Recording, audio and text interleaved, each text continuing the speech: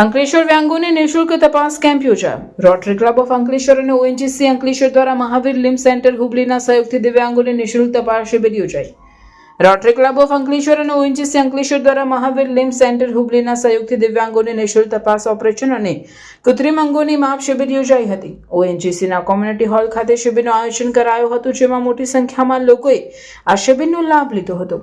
જિલ્લાના વિવિધ સ્થળોએથી લોકોએ રજીસ્ટ્રેશન કરાવ્યું હતું। ઓએનજીસી એસેટ મેનેજર રોટરી ક્લબમાંથી પંકજ ભરવાડા, તબીબો, સંસ્થાના કર્મચારીઓ અને લાભાર્થીઓ ઉપસ્થિત રહ્યા હતા।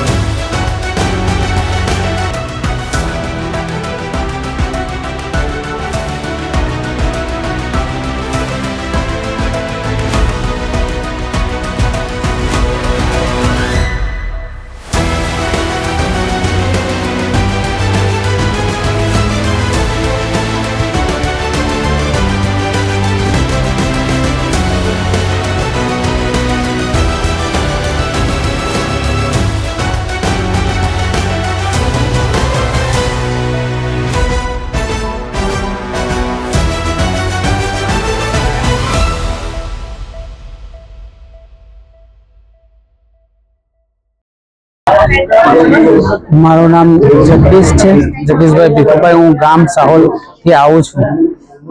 અંકલેશ્વર રોટરી ક્લબમાં ઓએનજીસીમાં જે આ કેમ્પ રાખ્યો છે એમાં મેં લાભ લેવા આવ્યો છું। મારે પગની પ્રોબ્લેમ હતી એક્સિડન્ટમાં, તો તે બદલ મેં અંગારી જે ભાગ લેવા આવ્યો છે તેમાં મને પગનો માપ લે છે।